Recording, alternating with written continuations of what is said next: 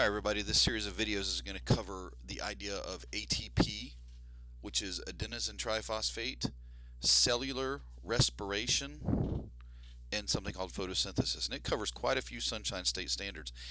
L.18.7 talks about the reactants, products, and basic functions of photosynthesis. 18.8 is the same thing about aerobic and anaerobic cellulation. 18.9 talks about the interrelated nature of the two. 18.10 talks about something called ATP, and that fits into both respiration, cellular respiration, and photosynthesis.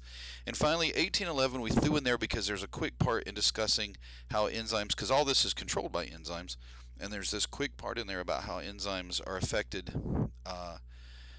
It's mostly in photosynthesis, but how enzymes affect the rate at which these things occur. So covered a lot of Sunshine State standards here. Right now we're just going to talk about ATP. Let me tell you what it is real fast. First of all, I want you to think of all cells as being, I don't know, they run off batteries, okay? I want you to think about that. All cells run off batteries. Let's just look at it that way. And the batteries are something called adenosine triphosphate. Now, I don't here at my house, I don't use just batteries. I always use rechargeable batteries, and ATP is like a rechargeable battery. Okay, if you have a battery that's charged up, you use it. When it's dead, what do you do with it? You recharge it. And I want you to keep that in mind as we talk about ATP, because the same thing happens here. And the magic happens right here between these two P's. These P's are called phosphate groups. That's a phosphate, phosphate, phosphate. And they're hanging off of this ribose sugar and this adenine structure. Okay, it's just a structure, but all of this is important. But and this can be broken here and here, but the main magic happens right here. You can pretty much ignore the rest of this, to be honest with you. This is adenosine, and then there's three phosphates. That's how we get a triphosphate. Okay, that's why it's called that. This structure here is called adenosine. But the only thing we're really interested in is this little spot right here. When this is attached, when there are three phosphates, because this phosphate is attached, then it's called ATP, and that's like the battery is all charged up. But the energy to do every single thing we ever do in every bit of our lives, everything you do, period, comes from breaking that bond right there.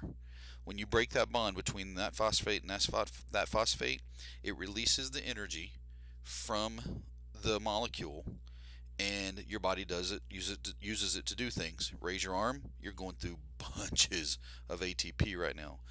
Whenever you digest food, develop, grow, reproduce, it all involves that little guy right there. You break that bond. But remember, this is rechargeable. So at some point, when that bond is broken off of there to create something called ADP, because there's only two phosphates, we're going to put it back on. Let's see how that works. A little bit closer look at ATP, same kind of a thing. Here's the adenosine, here's the ribose sugar, and here are the three phosphate groups, but just right there we're going to break that bond. Now, by breaking that bond, we release that energy, and it's released for all the metabolism that goes on in your body, literally everything you do, as I've said, from right there. You think you need a little bit of this or a lot of it? Quite a bit. But here's a cycle, right? And there's enzymes that do the work, okay? There's like, gosh, you can almost think of this as like cut and paste, okay? ATPase cuts that bond right there. There it is, right? See, there's the adenosine and there's the three phosphates. ATPase cuts that bond, boom, releasing the energy, because this is a charged battery. The energy is released, okay? And believe it or not, water goes out. I'm sorry, water goes in. You got to have water to break that bond.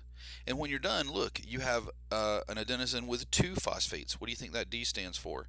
If you said diphosphate or di, you're right, because there's a pair of phosphates left. Di means pair.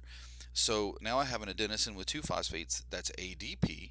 This is what kind of like what we would call the dead battery. And there's this phosphate ion just floating around. Okay. So what do we do with dead batteries? We charge them back up.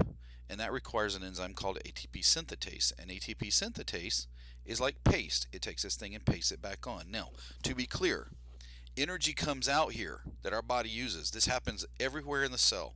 Okay, this ATPase breaks that bond, and boom, energy is released, and you can do work. It happens everywhere in every cell of your body, all over the cell, from the nucleus to the cytoplasm to the cell wall. I mean, it's everywhere. But here, sorry about that. Here, This only happens inside of the mitochondria, and in fact in a very specific part of the mitochondria. And this process of putting this phosphorus back onto here is going to be actually, you know what, I lied. It happens in a few places, in part of the mitochondria, the chloroplast, and a few other places, but it's mostly in the mitochondria.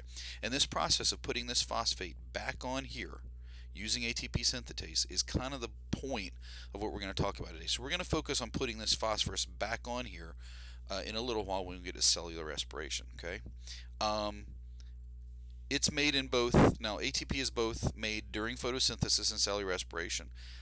In photosynthesis, though, it's just kind of used. It's made real fast, it's used, and then it goes away. But in cellular respiration, we make a bunch of it. And I'm talking about a big, big pile of it. And the result is this is all how our bodies work. But I want to be clear about something.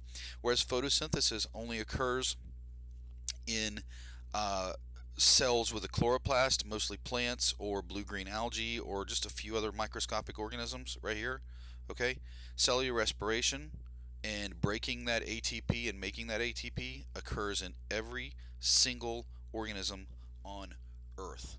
Every single organism on Earth uses ATP for its energy source or its batteries, and that's one of the reasons that we kind of think that evolution, one of the evidences to support evolution is that we all came from a common ancestor, and that common ancestor 4.5 billion years ago, 4.7 billion years ago, used ATP. Now see this red guy right here? This is the mitochondria. In most cases in eukaryotic cells, the mitochondria is where most of the ATP is produced, but we're going to talk about that. So that's it for ATP. Just pretty simple stuff. It's got 3 phosphates on an adenosine. We break that phosphate off. We release energy. Putting that phosphate back on gives us ATP again. Water is released, by the way. I didn't say that a second ago. But we go from a charged battery to a dead battery. And this example of this charged battery and dead battery works so well. So don't forget it, okay? All right, that's the end of the ATP module. Or the ATP video. Pretty short, not much to it, but don't forget what it is, because we talk about ATP a lot. There's going to be 2 more videos in this, and then we talk about ATP a lot, so don't forget it. Alright, see you on the next one.